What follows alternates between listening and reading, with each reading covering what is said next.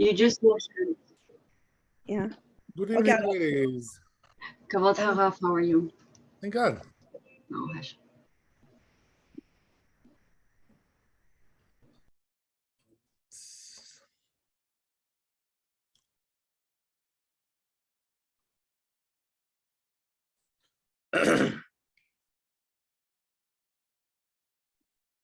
Rabbi. Yes, I'm here. Okay, so I have a quick question. If you take 2 naps a day, let's say you take 2 naps a day for X reason, do you have to do the washing of the hands twice? The netilat yadayim twice? If you sleep in the bed, you have to wash your hands. Okay. But if you've slept on the chair, you don't really need it. Ah, okay. Yeah.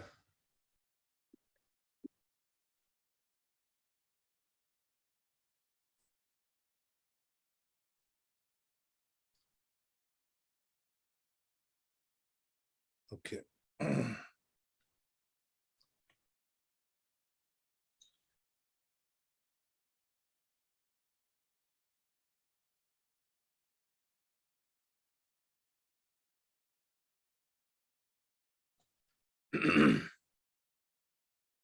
Okay, I think we're doing Daled.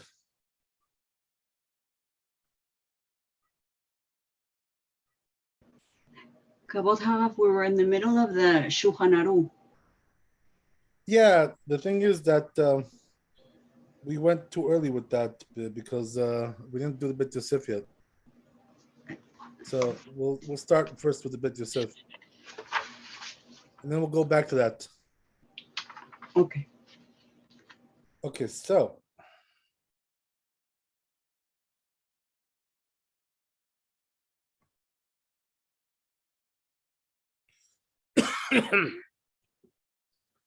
so it says in Bet Yosef like this.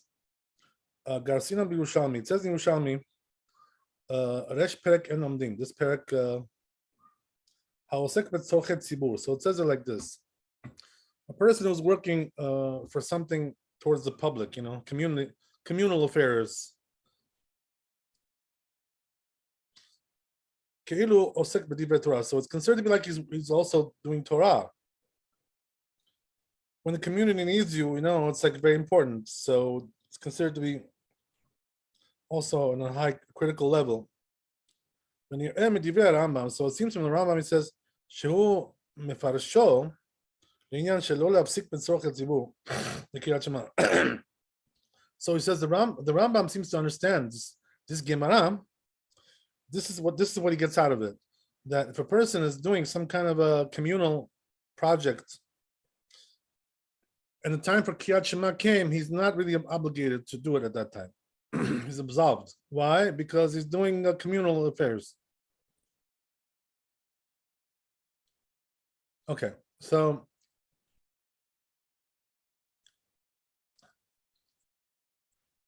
because he wrote in Perek Bet, Halacha Hey, it says like this in the Rambam.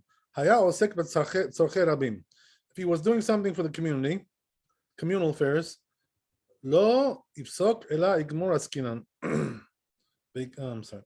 So he says, yeah. So he should not stop there. He says, don't stop. Finish your activity, whatever you're doing.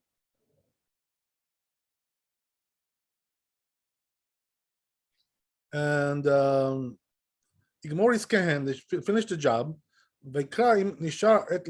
So he says, then once you're done, you can read the Shema, if there's still time. In other words, if the time didn't run out yet.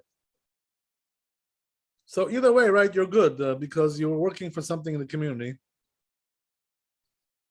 So what's an example of this, right? Let's say a person, very simple, he's fixing roads and bridges and stuff like that. That's definitely in that category. He's paving the roads so people can drive, whatever. So he's exempt. He's exempt from Kriyat Shema. Something like that, right? Yeah. Or let's say he's fixing electrical, power outage. The power went out, right? So he's going there to fix it. He's exempt. Okay, that's the story. So yeah, so we got that. Let's see the Shulchan Aruch now. Now we Kavod Harav, I'm sorry. Physicians are also exempt from this recitation, right? physicians. Yeah, well, definitely. I mean, If they're in the middle of a well, surgery. depends on what they're doing, I mean, Well, if they're in the middle of a surgery. he's having a coffee break, then he should read it, right? No, We're not talking about that. No, in the middle of a surgery or on call to go to an emergency on the hospital, Right, yeah, for sure. Yeah, emergency, that's already something else. Yeah, of course. Because that's a life-saving issue. Okay. But here we're talking about something less. It's not life-saving, it's just, you're doing something for the community. Communal work, Okay. Yeah, so yeah.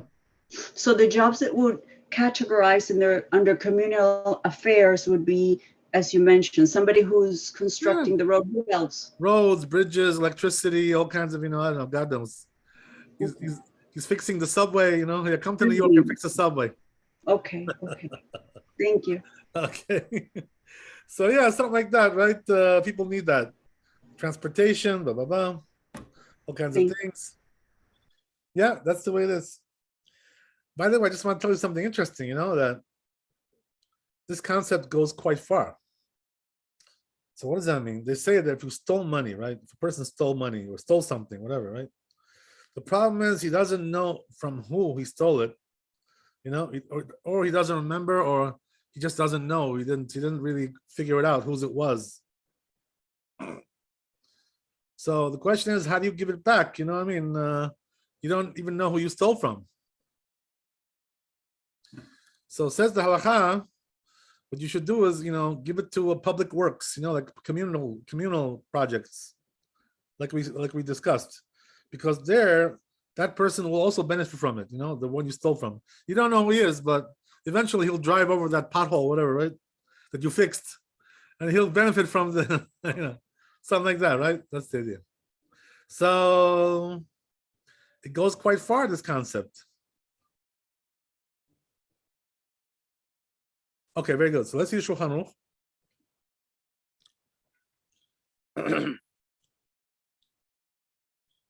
Says in the Shulchan Aruch, Haya osek b'tzorkei rabim. If he was doing some kind of communal project, as we said, v'egia zman kriyat Shema, and time came for Shema, lo yafsik, right? He shouldn't stop. Ela yigmor iskehem. First, he should finish that job. V'ika, and then he should read. Im nishar et likot. If there's time to read, there's time. Because as we said, right, in the morning, you only have until the third hour. So, I mean, if you're not done by then, your time is gone. Your time is up. So that's what we're talking about.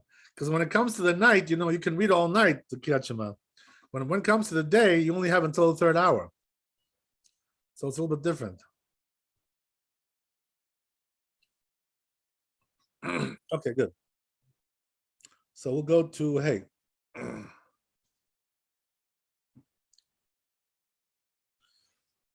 So says Bet Yosef, Katav Rambam. Says the Rambam, Perek Bet Milchot Kriyat Shema.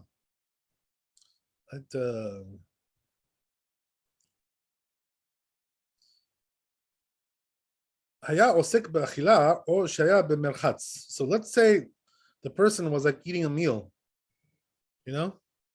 or he's in a bath, right, taking a bath. Or shaya osek be'tisporet, or let's say he's doing a haircut, right, getting his hair done, right, whatever. And or shaya me'apech be'orot, or shayu oskim be'din. Or he says he was doing processing leather, God knows, all kinds of things like this, or they're doing bet din. ואחר כך קורא קריאת שמע.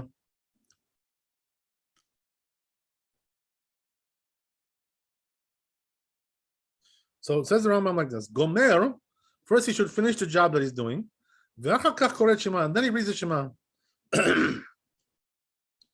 ואם היה מתיירא, if he was afraid, שמא יעבור זמן קריאה, if he's afraid that maybe the time will pass, ופסק וקרא הרי זה משובח, and he stops and he reads, because of that, It says it's praiseworthy to do that. So it seems like it's not really obligation, but praiseworthy.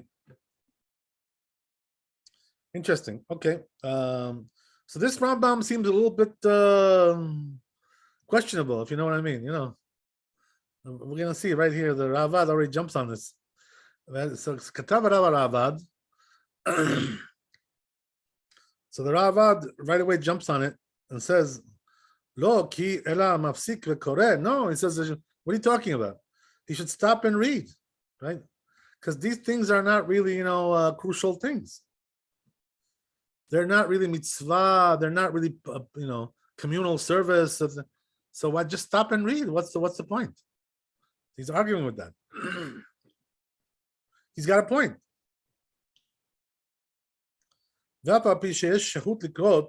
he says, even though there's time to read, even more time, you could theoretically finish, right? But it says, since it's from the Torah, Kriyat Shema,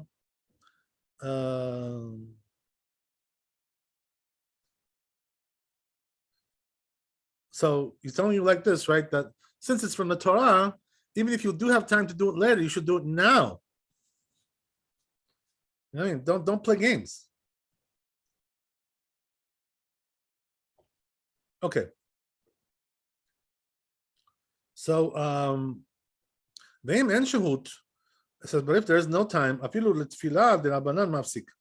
So says the Ravad, then you have to stop even for prayers, which is only rabbinical.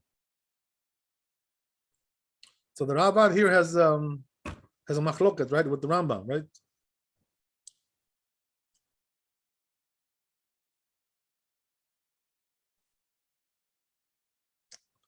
So, all right.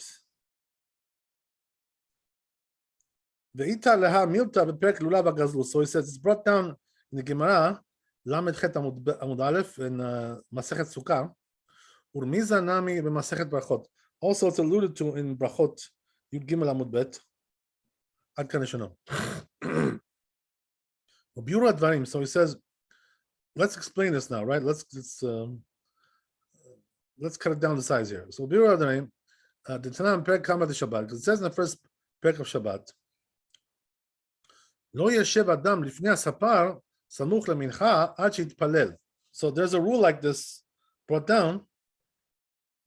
Until the person prays the mincha, he shouldn't go and do his hair, get a haircut. Why is that? Because we're afraid, he's going to go too long and then he'll miss the prayers. So what does that mean? First do mincha and then do your haircut, right? That's the way it should be done. Also, he says the same thing. Don't go into the bathhouse now, to start doing a bath now.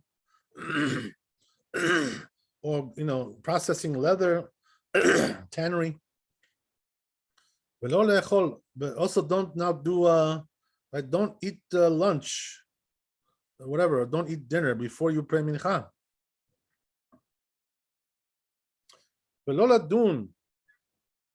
Also, you shouldn't do judgment, right? But it says if they already started, so then they don't have to stop. That's what it says there. So this sounds like the Rambam, what the Rambam said. So it says over there in this parak, we learned in the Mishnah, so it says somebody who came from the road, he was traveling, he doesn't have a lulav litol, right? He doesn't have a lulav to take, to bless on it. Because she kanes lebeto itlenu al shulchano. So he says when he goes into his house, let him do it on his table. What does it mean doing on table? But since when do we do lulav on the table? Right. So he says klomar means to tell you im shachach velo natal kol machila. If he forgot and didn't do it before he ate, tzarich leafsik. He has to stop. He has to stop the seuda. When he told lulav. Do the lulav first, right? In order to fulfill the obligation.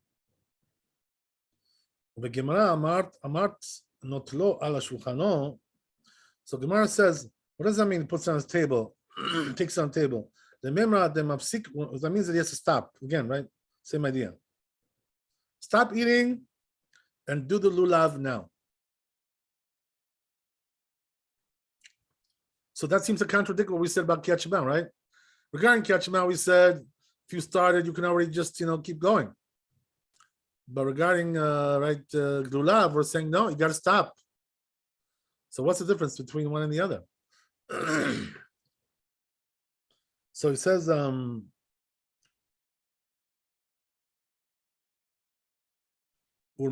there's another braita which contradicts this. It says there that if they started, they don't stop. So in other words, here we have a contradiction again, right? Same thing. Amar Rav Safra. So Rav Safra answers, Hadi kashahut bayom. When it's talking about you have extra time, to do it later, so you don't have to stop. But if you don't have extra time, then you got to do it now. Amar Rabba, my kushya dilma ha deoraita ha de Rabbanan. So Rava says, he says, no, you don't need to resort to all this stuff. There's really no contradiction. Why? Because one is talking about something which is from the Torah, one is talking about something which is from the rabbis. So when it comes to something from the Torah, you have to be stringent. Stop now and do it. You know what I mean? But not for something which is from the rabbis, like tefillah, like prayers. Okay, let's see.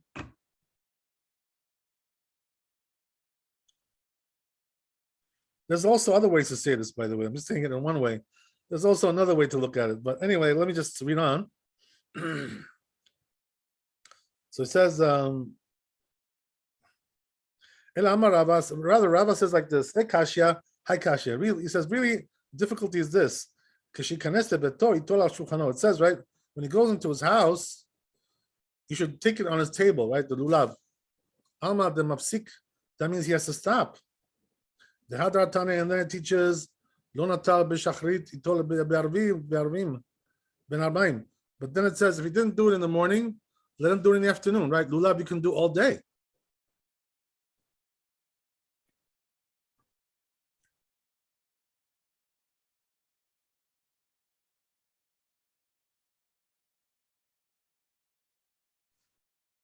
Alma lo mafsik. So therefore he says you see that you really should, you don't have to stop.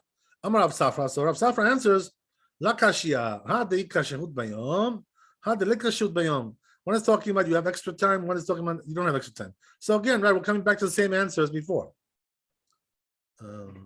Amar Rabbi Zera, my kushia. Rabbi Zera says, no, what's the problem? You don't need that. Dilma mitzvah le'apsuke ve'elo mafsik itol ben arbaim. So he says, maybe the way you have to learn it is like this. It's a mitzvah to stop now and do it now. But if you didn't, so then you can do it in the afternoon. Maybe that's what it means.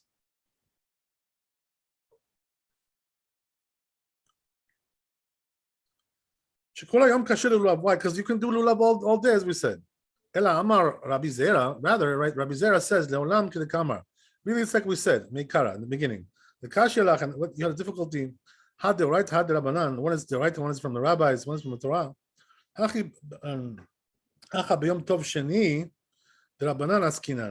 it says here we're talking about the second day of Yom Tov.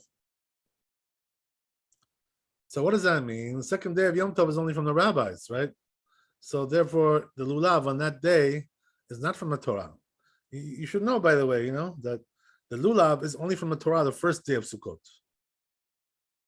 The rest of the days is only rabbis. It's only rabbinical. So the first day is the big day, So it depends, right? Here we're talking about the second day. Second day it's only from the rabbis. So therefore we don't care so much, You could do it later. No big deal.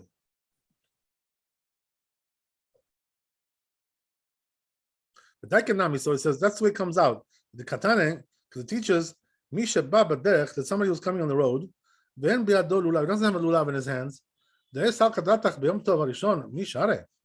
it says, if you're going to think, right, that we're talking about the first day of Yom Tov, what is it allowed to, right, traveling on the road on the first day of Yom Tov? So Rashi, let's see how Rashi explains this, right?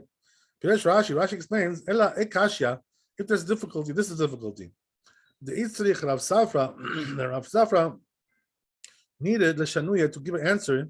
He gufa kasha. It's also a question. El Amar Rav Zera leolam ki Itzrich Rav Safra the Shanuya mishum kushia kamaita Itzrich. The Ravad Zal. So yeah. Okay, so basically, right, what we're saying is that we seem to have solved the problem in the Gemara. So now let's go to the Ravad right here. Zal Sover the Ketirutza Dama Rava. So in other words, now the question is, how do the Rishonim understand this this sugya in the Gemara? Right? How do they learn it? Because they have a machloket, right? As we said, there's the opinion of the Rambam, and then there's the opinion of the Ravad. So how do they learn it that they have a machloket about it? So now he explains, right? So Ravad Sover Ketirutza Dama Rava. He holds like the answer that was given by Rava. Had the Oraita, had the Rabbanan. One is from the Torah, one is from the rabbis. Lo kai malan. So it says we don't hold like that answer. Why? Because in the end, right? Rabbi Zera told us we're talking about the second day of Yom Tov, so it's not true. The lulav of the second day is also from the rabbis.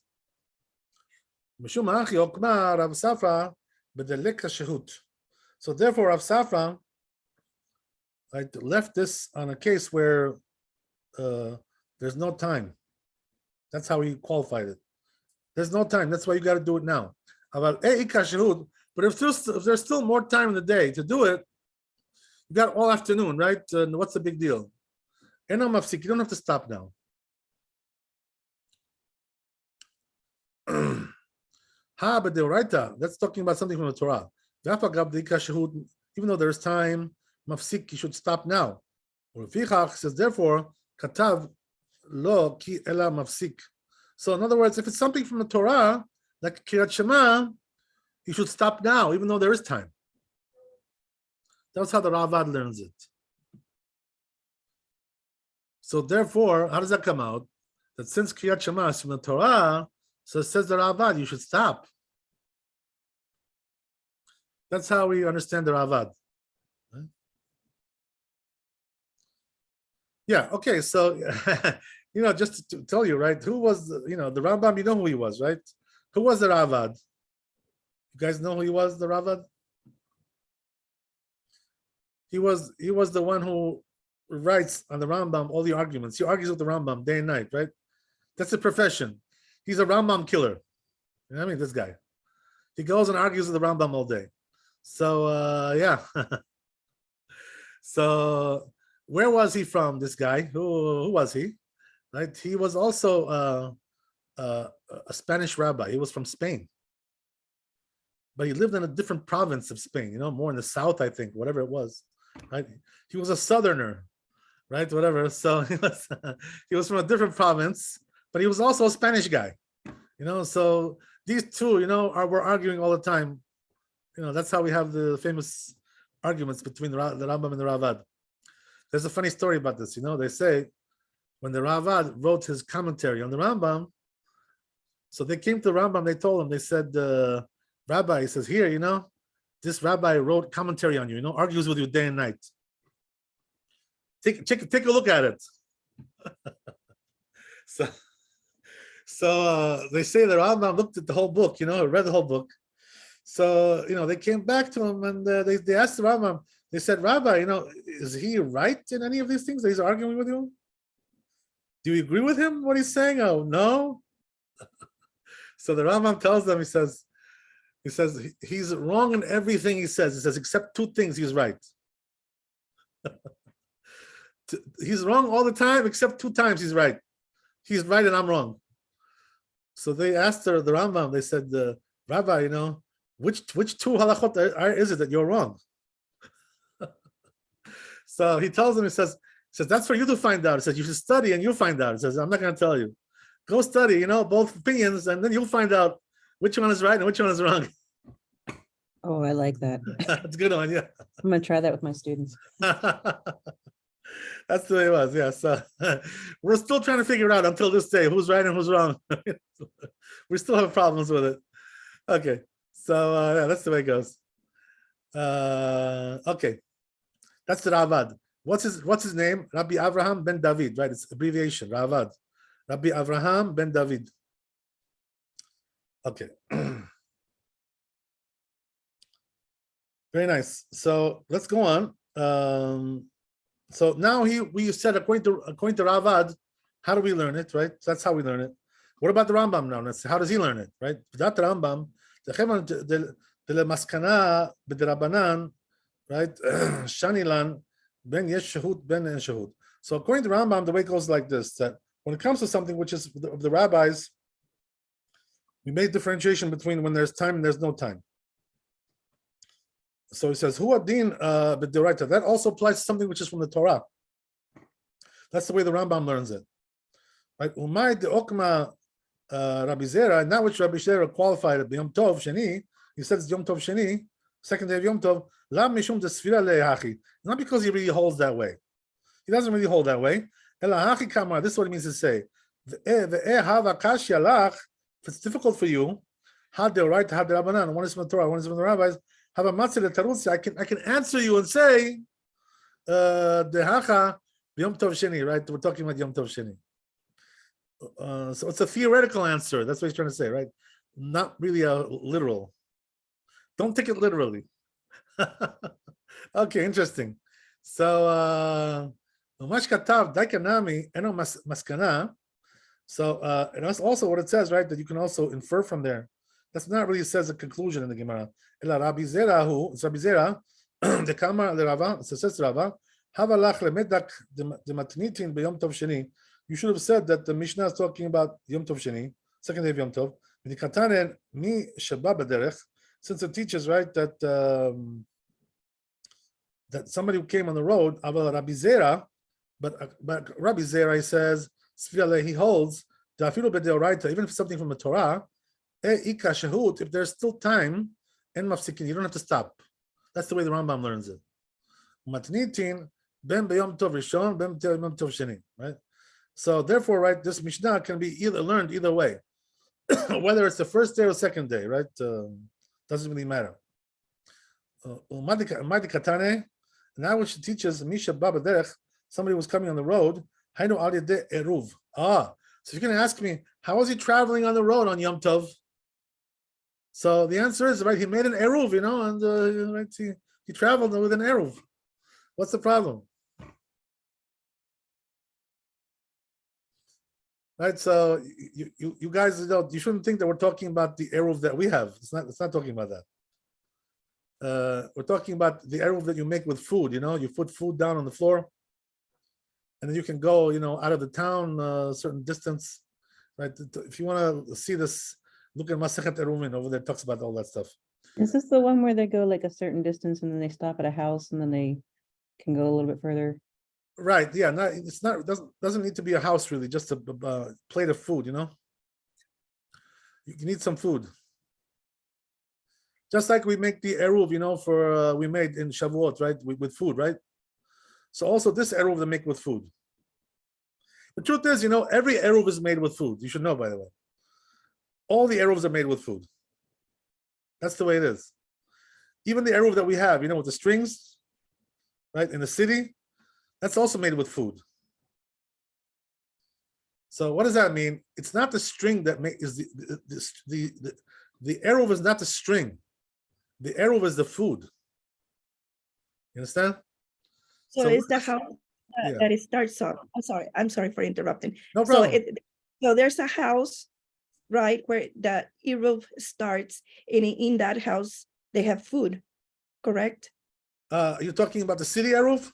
Yeah. Yeah. So over there, what they do is they take one random house in the city, right? Whatever, in that area that they want to make the eruv, and they put the food there, like permanently, it stays there all year round. Yeah. That's the way it works. This is the eruv. They put food in actually in somebody's house. Why do they do that? What's the reason why? Because that makes it like as if like they all live in one apartment, like the whole town. 10 million people live in one apartment, right? Sounds like a Puerto Rican family, right? Something like that, whatever, right? Whatever, that's the way it is, right? Or a Hasidic family, right? Hasidic family. Whatever it is, right? So yeah. That's the way it goes. So that's what we're talking about here. We're talking about this kind of eruv, which you put down, like away from your house, and then allows you to go out of town a little bit, a little bit further out of town, to leave your town, to go past your tchum. That's what it's for. The eruv that we make in the city today, it's not for that. It's for carrying. That's something else, right? To carry. But here, this eruv is not to carry. It's talking about walking. You can walk there. That's what it's talking about. Should go there. Two different things, right? Okay. Anyway, getting back to what we said. Yeah. Walking compared to travel in this case? What this rabbi did? Did he? Yeah. So doesn't matter whether you're you're in a buggy or you're just walking. You need an eruv anyway. Either way, right? Yeah, you're allowed to go to that specific distance where they did. Right. Yeah, it gives you a longer distance, right? To go out of town a little bit. Okay. Thank you. To leave your town. Okay, very good. So that's the story. So therefore, right, they had an eruv, and that's how I was able to travel. So it's really no problem, Okay, very good. So that's how the Rambam learns it. So now we're gonna have to see, right? What's the halakha? What's the bottom line? Okay.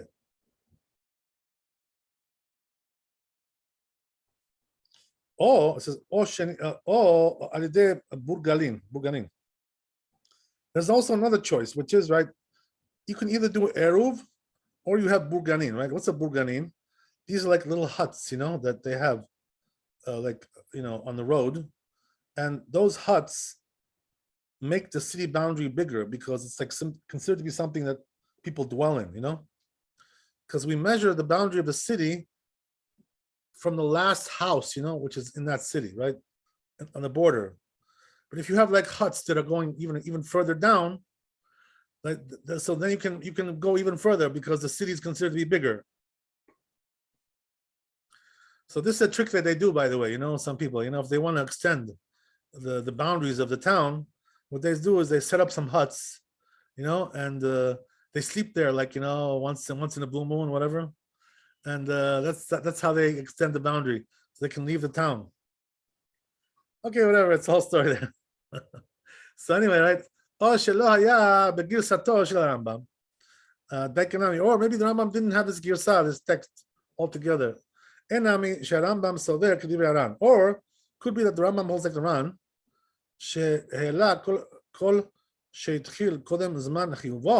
because he holds that if you started before the time of the obligation, right, your haircut or whatever, right, whatever it was, your bath, afilu b'deoraita eno mafsik. So then, even if it's from the Torah, you don't have to stop.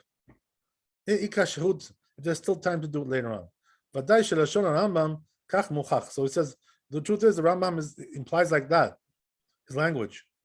The beitchil mikmed the mata zman chiyuvei askinan. So it says that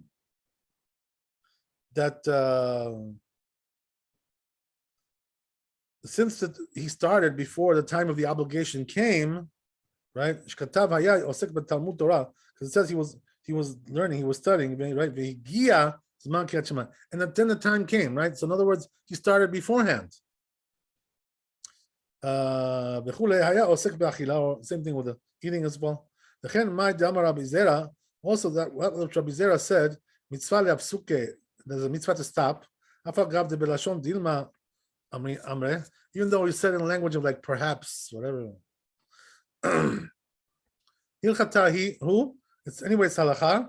The mikoach otakushia.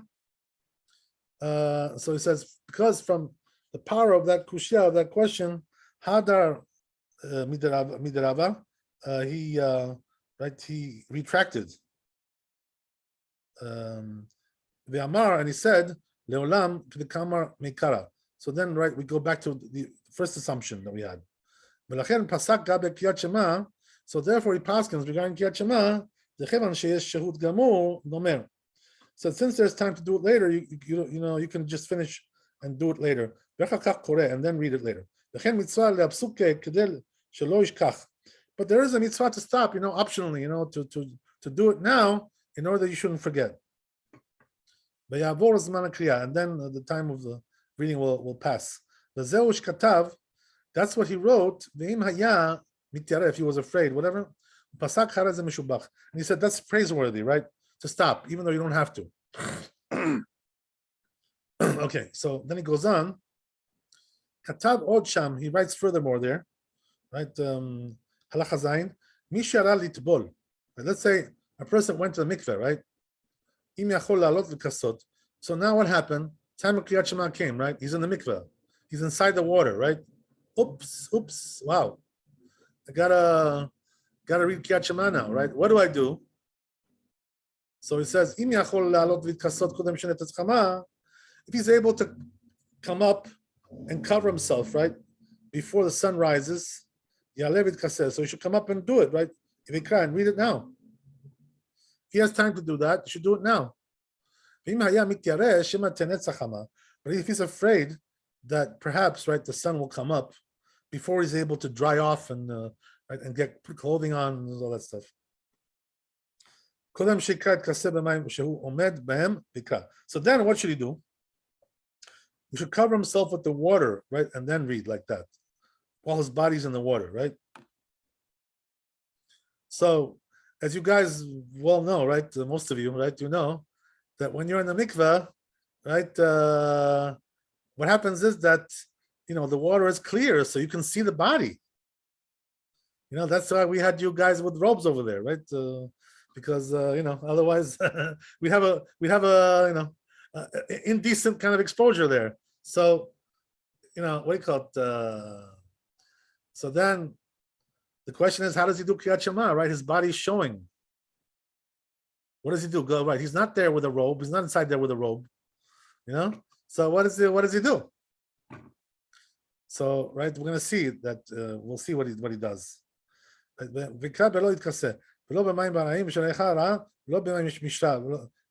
ולא במים צלולים, מפני ששערותיו נראית בהם, שרבתו נראית בהם, אבל מתכסה הוא במים עקורין, שאין ריחן רע, וקורא במקומו בדבריו אלו פשוטים בפרק משמתו. Right, so basically he's saying like this, right, that you can't use certain types of, like if you have certain kind of water, the water is like smelly, you can't do it because it smells bad, all kinds of stuff like that, right? Or it's just like very turbid water.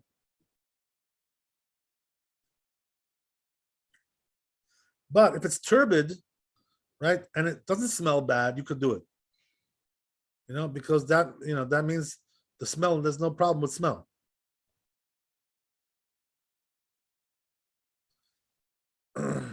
Okay.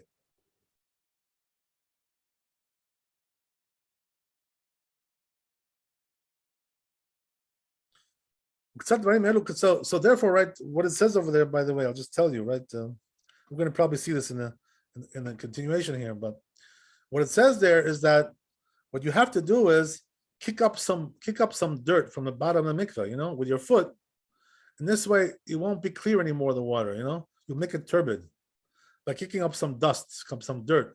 So then you can do it, because then your body doesn't show.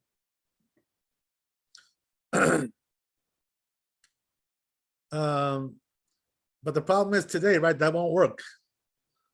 I hope you know why, because today, the floor is made out of cement, whatever, tiles.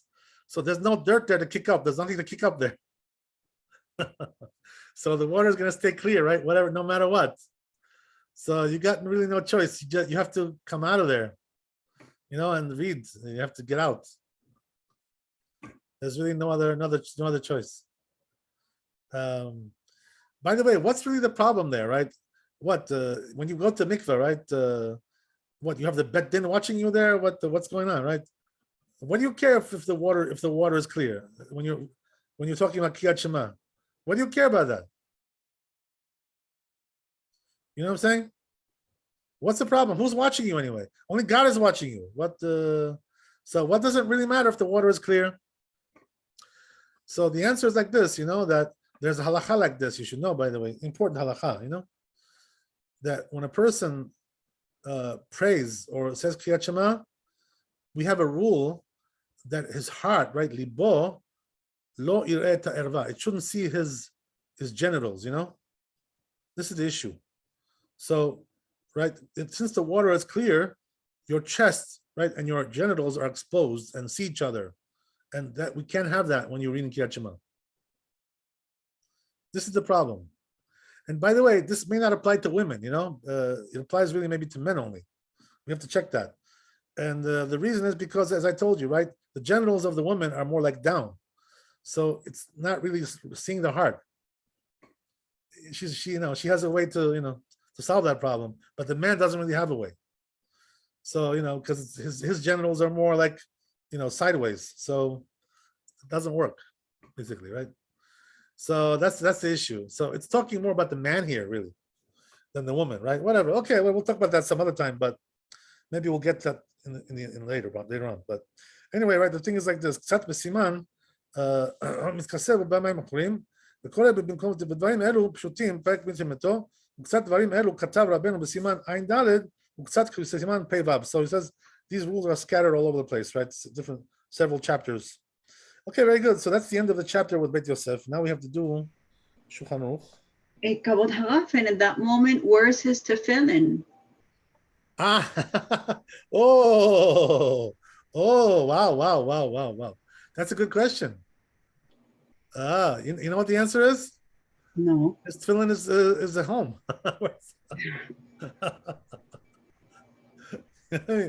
So how is he doing Kriyat Shema without tefillin?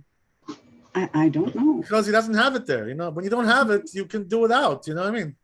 And at that Only moment, when you have it and you don't put it, that's the problem, you know what I mean? If you don't have it, you're absolved. I mean, it's not the best way to do it, but it's better than nothing. Yes. Okay. Thank you. You know what I mean? Yes. That's the story. Thank you.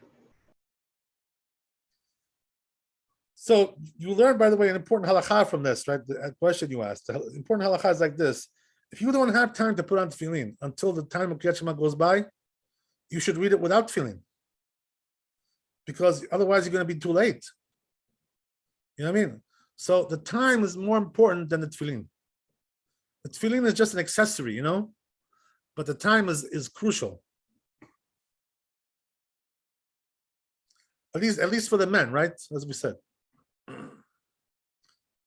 Okay, so let's see the Shulchan Aruch.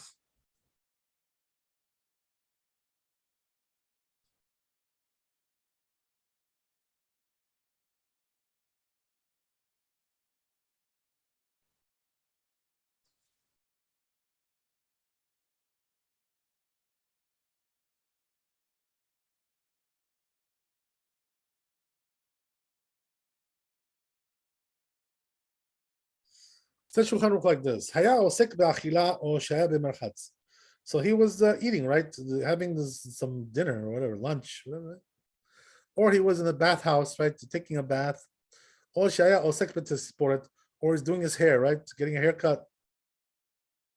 Or shaya me'apech be'orot, or he was doing tannery work, right, which is the leather processing, whatever. Or shayu asukim bedin, or they were doing beddin. They had a bed din going on. Right? According to Rambam, Gomer.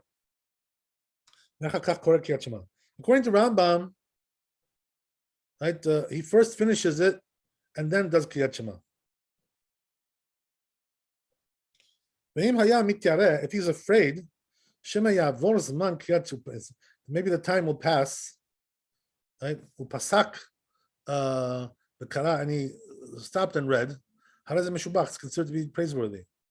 According to Ravad, he says, Mafsik v'koreh.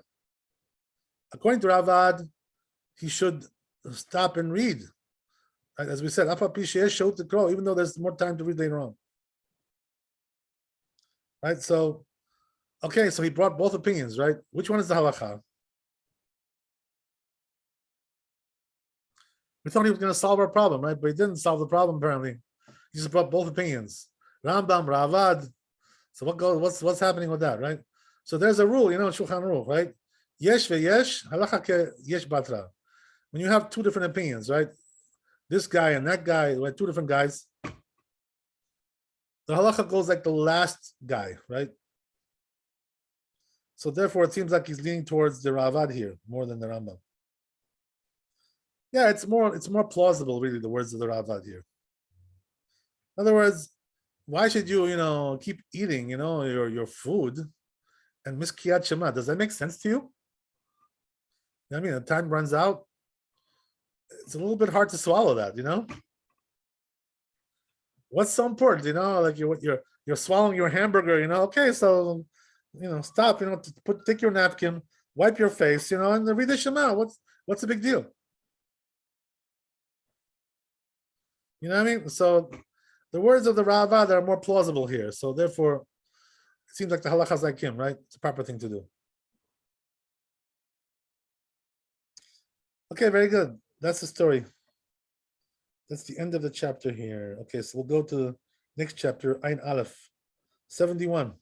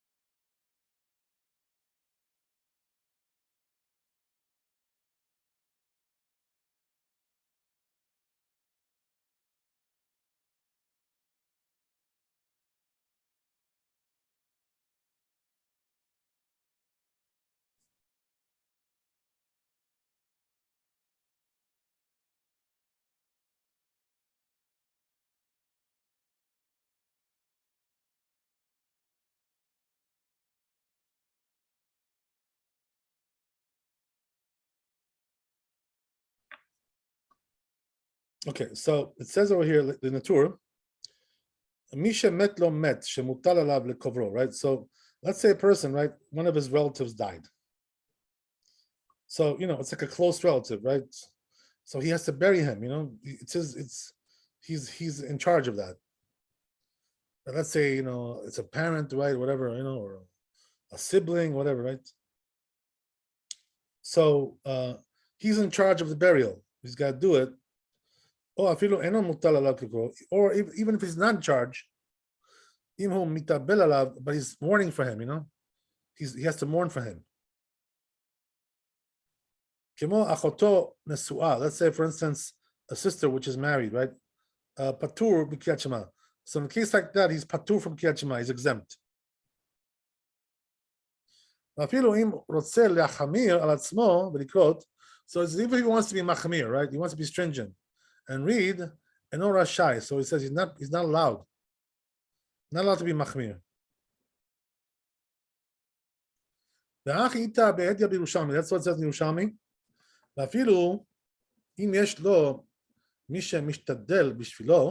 So it says like this: even if he has somebody who's doing it for him, the burial, right? He's got the Chevra Kadisha, whatever, right?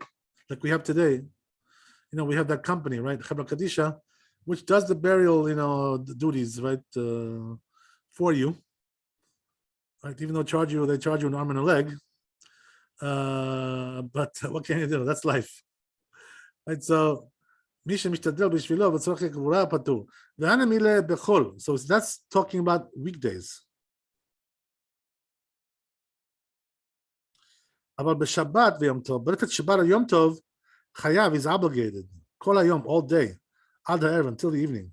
But it says in the evening he's not obligated. Because he can go, earlier, a little bit early, right, to go on the border of the town while it's still Shabbat. And to do some things, to prepare for the burial, right? That guards the dead.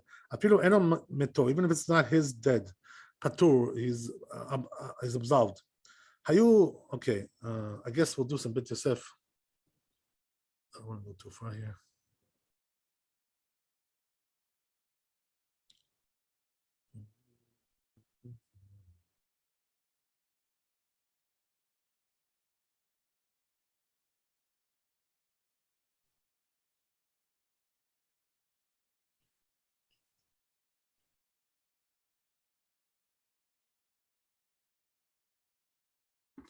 says in Bet Yosef, he brings a source for this, right? Bebrachot, it's in Brachot, Resh Perek Mishe Meto. Over there, Yud Zayin Amud Bet, Mishe Mutala Lefanav, Patur. So it says there, right? If you have a dead person, as we said, right, a dead relative there, you're absolved because you either because you have to bury him or because you're mourning for him, one or the other. Kriyat Shema is patur. It's absolved from Kriyat Shema, and also from the prayers, obviously. Tefillin, also from Tefillin, right? Doesn't have to put Tefillin. So Rav Asher concludes in the Gemara there. Yud Chet Amud Aleph, Techol shemutal alav bekavro kemutal lefanav dameh. So he says, if you have a dead person, right, who he's not there with you, but it's your obligation to bury him, right? It's your job. So therefore, right, it's considered to be like he's in front of you. So the main thing is like this, as we said, right? Either you're obligated to bury this person, no matter where his body is, doesn't matter where he is. That's one thing. The other thing is you're obligated to mourn for him, right? So either this or that, right? That's the way it works.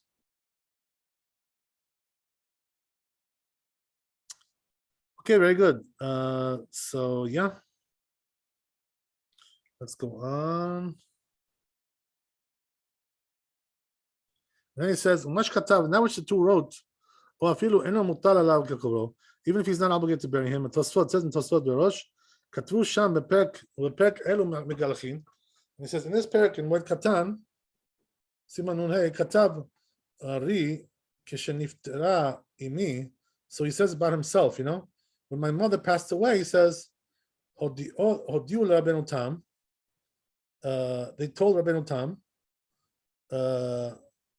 Achia Shaya Be'ir, her brother, that he was in a town. Achet, he was a different town. V'achal basar v'shatar yain.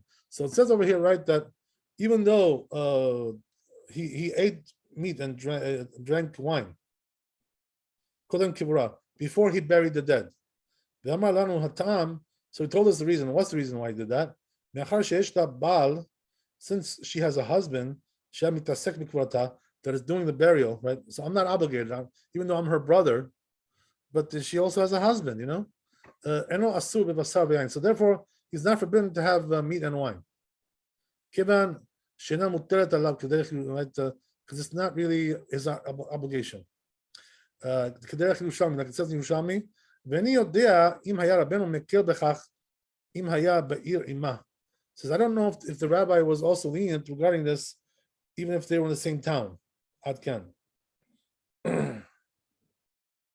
Interesting. Okay, so then he goes on. Katav Rashba, right? It says the Rashba. Katav b'tshuva. He wrote in the tshuva. Kedivrei Rabbeinu Tam, like Rabbeinu Tam. B'zeh leshono. This is the language of the Rashba. Hatam b'zeh. So he says the reason is because shekol shemutal alav v'kavro. If you're obligated to bury that person, right? Hu tzarich le'atasek l'tzarchav. You have to do all his needs. B'tachrichin, right? The shrouds, u'binyanim acharim, and also other things. Hatzrichim lo, that the dead person needs, right? The corpse, whatever, right? Ve'elu she'en mutal alav l'kavro. But he says if he's not obligated to bury him, kegon shemeta lo achoto. For instance, let's say, his sister passed away, vehi nesu'an, she's married. Shemuteret al bala, so therefore the husband is really obligated to bury her, not the brother. The kovra hu eno nimna milaseh milacho basar, and this is the reason why he didn't refrain from having meat and wine.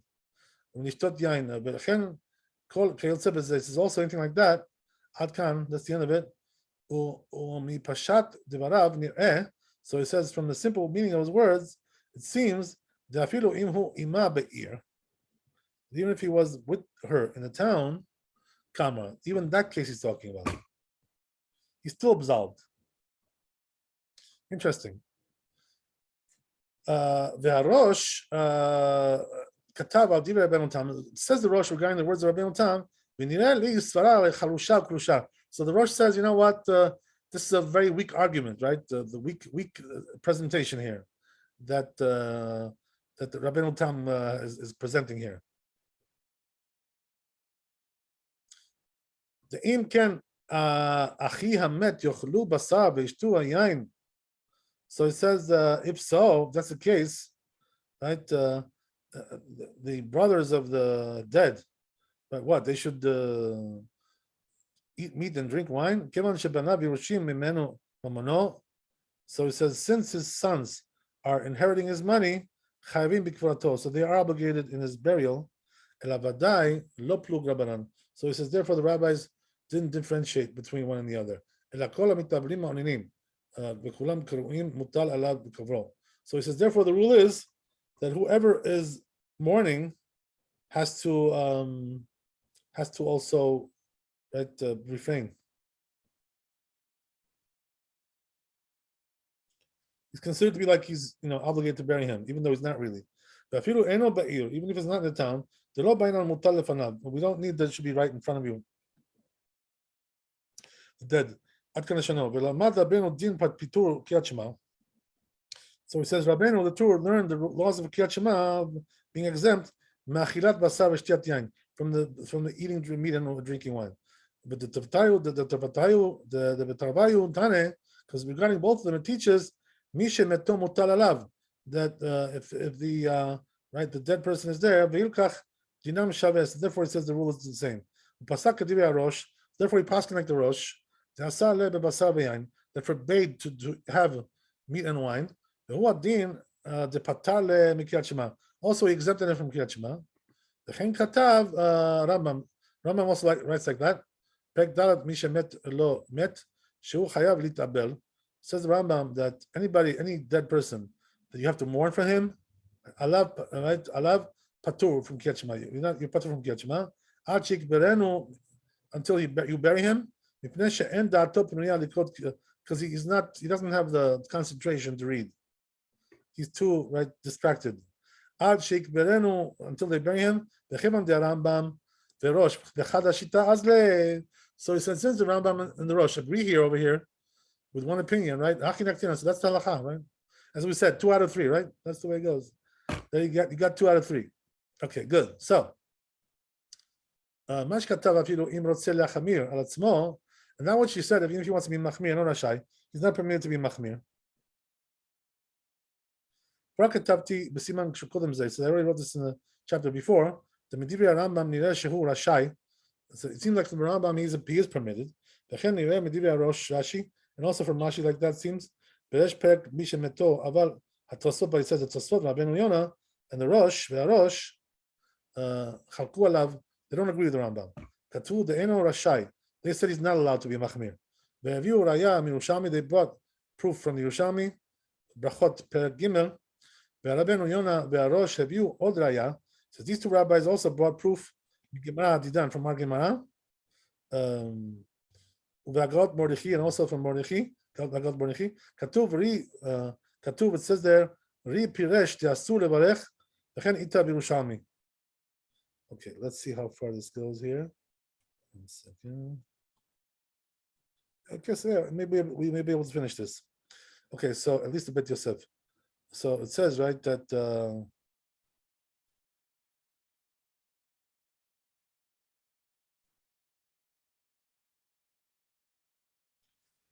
it says that if he wants to be machmir, we don't listen to him because of the honor of the dead, or because he doesn't have anybody to carry him. So it says, right, they asked, why don't we listen to him if he wants to be machmir?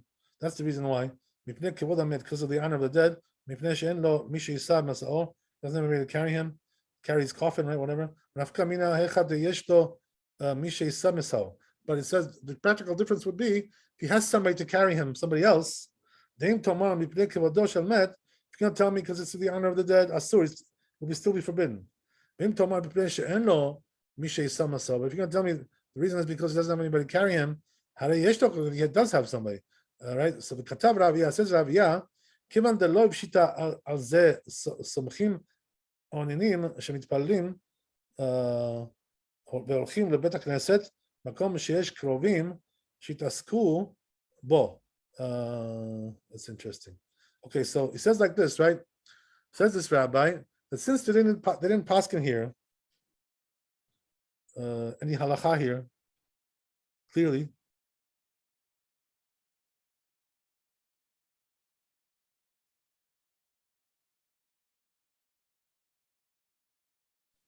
So it says, we rely on this. It says, therefore, a person who's praying, right, and they pray, and then they go to shul, right, when you have relatives to do the job, the handle the burial. It says the two wrote like these rabbis, Berosh and the Rosh, that he's not allowed to be machmir. So what's the halacha? Says Maran. It seems like since in Yerushalmi there's a doubt. You have somebody else to do the job. If he's able to be machmir. And since it's only rabbinical, this whole doubt. Because from the Torah there's no prohibition. Therefore it says, if he wants to be machmir, if he has somebody to carry the dead, and mochim be'ado, therefore we don't object. But that's the reason of Rabbi. Right, and all the more so the Rambam and the Rashi, that they say you're allowed to be machmir. So therefore we can rely on them, no problem. Right? So therefore, if a person wants to be machmir, right, and read the Shema, we don't object. Even though the Rosh doesn't agree with that, right? And as long as he has somebody to take care of the right the what do they call that? The funeral procession, right? To carry the dead. Okay, so I guess we'll do the Shulchan Aruch next time. B'ezrat Hashem, we'll stop here. B'ezrat Hashem, Chazak Baruch. Thanks for coming tonight. We'll see you next week, Sunday night. B'ezrat Hashem. Be blessed, wealth, health, happiness. Shabbat Shalom. And Shabbat holy and happy. B'ezrat Hashem. Thank you so much. God bless. Oh, shalom. Thank you so much. All the best.